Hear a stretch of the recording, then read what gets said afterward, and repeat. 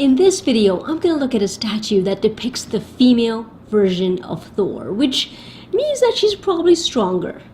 Okay, well, maybe not stronger, but definitely smarter. So let's get started.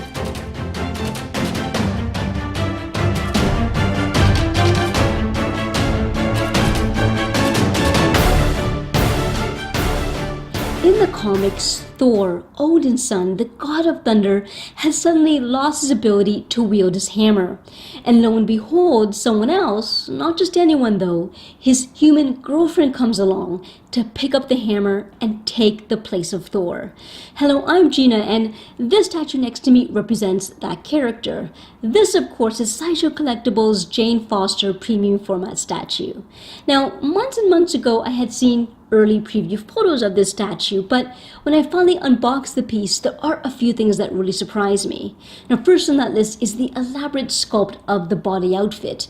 I think that the amount of engravings on her body armor turned out so much better than I expected. And it almost makes it a shame to cover it all up with the fabric elements. And speaking of the fabric elements, the thickness of her cape and belt is what also really surprised me. It's really hard to pick up in photographs. Now, in this video, I'm going to elaborate and expand on all these points. But first, as always, I'm going to begin with some background information. So I pre-ordered the statue pretty much the first day it became available. It was the pose that really drew me in. For me, I think it's perfect for any character that takes on the role of Thor. Now, here we have Jane Foster grasping Thor's hammer, the famous Mjolnir. And on her knee, she's resting this giant battle axe. And of course, her head is gently tilted back. And, in this pose, it's almost as if she's announcing, yes, now I am Thor. Now, the statue stands approximately 20.5 inches tall. It's 12 inches wide and approximately 11 inches in depth. And as you can probably already tell, it's made up of mixed media elements, which was another feature that really drew me in. I find the integration of the armor and fabric very similar to what Sideshow has done with their Court of the Deadline. They've taken their expertise with decorative armor and applied it very fittingly to a character that is heavily influenced by Nordic and Celtic themes.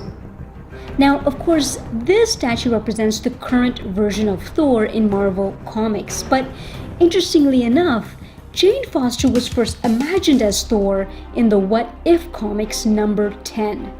Now, this was a fantasy comic published way back in 1978.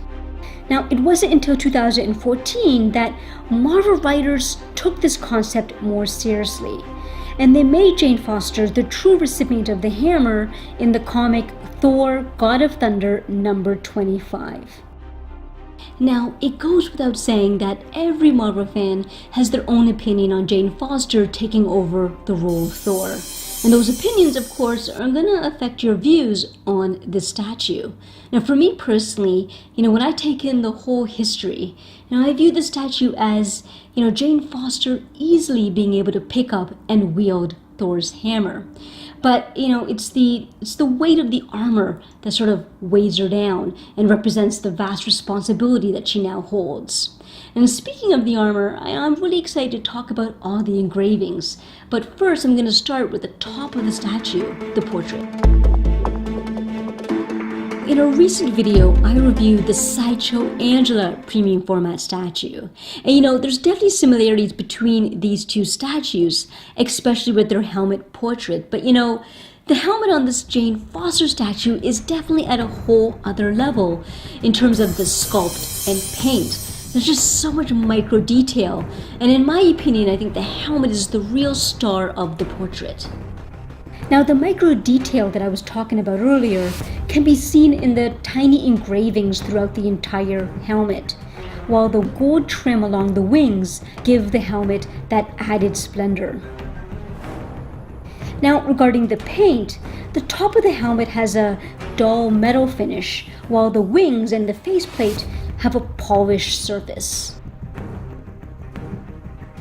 Okay, so now centering on Jane Foster's face, you notice immediately that her eyes are blacked out, which is comic book accurate. but what I think stands out even more are the deep crimson lips. Now, I'm a big fan of this dark shade of red, and my only regret was that this shade of red was not used on the cape. Now, coming up next, I'm going to give you a closer look at the cape and the entire body armor.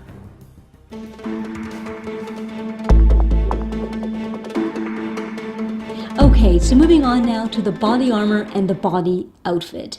Now, I could break this down into three basic elements. And here we have the cape, and the breastplate, and then her leather belt and skirt. And there's just so many characteristics built in and incorporated into each of these elements that it's kind of difficult to cover it all in one video. But I'm going to do my best to highlight some of the key features in each of these elements. Let's begin with the breastplate. On this particular piece of armor, the micro engravings are found all along the edges. Now, I have to quickly point out the bronze cross at the center of the breastplate. I think it ties in nicely to the gold elements dispersed throughout the rest of the armor. Okay, so to contrast the metallic components, there's a wide assortment of cut and sew fabric on this statue. And I'm going to explain how I shaped the fabric on my statue in just a bit. But first I want to focus on the cloth located on the midsection. In my opinion, the leather belt includes the best features. My favorite feature are the harnesses that hang from both sides of the belt. Now, as you can tell here, I have not really shaped or molded this fabric skirt that much. I tend to find that you can easily become obsessive when you start playing around with these fabrics. However, on this statue, I did have a ton of fun shaping this cape. Now, my preference is to have the cape flowing straight down. I think this gives the cape a sense of weight and heaviness. Now, as I alluded to earlier, I do wish the cape was given a darker shade of red. Now, obviously, this particular red cape resembles what's shown in the comics, but I think it would have been interesting to see a more dimly colored cape. I think this would have given the statue an even more formidable appearance. Okay, so the last point I want to make about the body armor and outfit is how all of these elements fuse together. Now, when you consider the complexity of each of these elements, this really could have been a recipe for disaster. But, in my opinion, I think that all of these ingredients, all of these elements come together really, really well. Okay, so in the next section, I'm going to give you an up-and-close view at what some may argue is the most important add-on to the statue. Okay, so every Thor collectible must include the hammer, the Mjolnir, and on this statue, the hammer is included on both the collector and the more exclusive version. But not only that, this hammer were given the famous inscription engraved on the surface. Now, I'm not going to read the entire inscription. I think you fans know what it says, and my videos are long enough. But I am going to point out that instead of saying, or instead of reading, "if he be worthy," it says, "if she be worthy." Now, the feel and look of the hammer bears a close resemblance to real stone. And this is the weapon that fans expect to find on every Thor collectible. And I really like the quality of this hammer. It's pretty much what I expect to find on a fairly pricey statue. However, the one small add-on I would have liked to have seen on this hammer is the leather strap at the end of the handle. Okay, so let's switch over to the battle axe. Now, this weapon, of course, is only included on the exclusive version of the statue.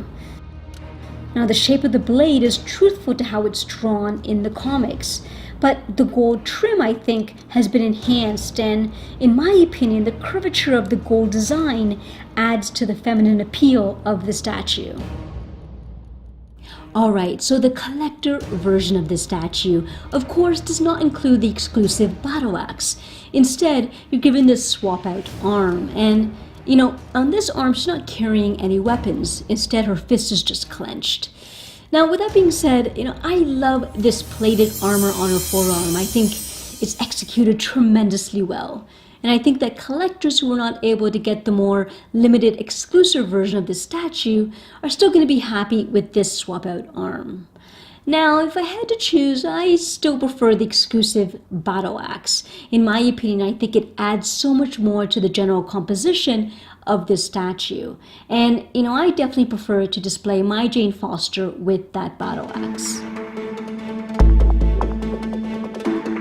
So we finally reached the base of the statue, and this is what I like to refer to as the mountain base. I believe it's supposed to depict a mountain peak with Jane Foster perched on that peak. Now let's start with the sculpted clouds surrounding the mountain. I've seen a lot of collectors express their satisfaction with this mist or smoke effect, and I have to agree wholeheartedly. I'm very impressed at how these sculpted clouds turned out. Now, seeing these clouds in person, I would say that they certainly have a semi-translucent appearance, and they come in two separate sections. Now, the mountain peak itself is designed as one solid piece, and you can see here how the surface resembles a dark, jagged stone. So, since I'm showing you the base and bottom of the statue, this is a perfect opportunity to point out Jane Foster's armored boots. Now, I love the embellished wings, and once again, the Nordic curvature design brings a huge dose of femininity to the statue. Now, I've heard reports of some collectors having difficulty fully inserting the statue into the base, and, I experienced a sort of similar issue with my Jane Foster statue. The foot fits very tightly into the base, and I had to gently force it in.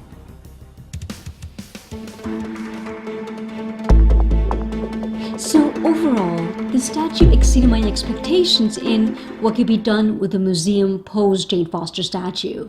Despite the simple pose, the statue is heightened by some of the most ornate armor and elaborate cut and sew fabric that I've ever seen on a female marble statue. And Sideshow did not screw up on the translucent cloud base, which was a huge bonus. Now, who are the collectors that I believe would most enjoy the statue? Well, obviously, fans who enjoy the new storyline with Jane Foster as Thor will probably appreciate the statue. But I think even collectors who just enjoy elaborate armor and fabric will probably be drawn to this piece as well. Now, on the flip side, this statue is probably not for collectors looking for an action pose Jane Foster statue. And clearly, it's not for those who aren't really into this new character taking over the role of Thor. So over the course of this video, I think I've said everything I've had to say about this statue. And now I urge you to go check out what other collectors are saying about the Jane Foster premium format statue. And on that note, I hope my opinions on this piece were helpful, and I really, really hope you enjoyed this video. Take care.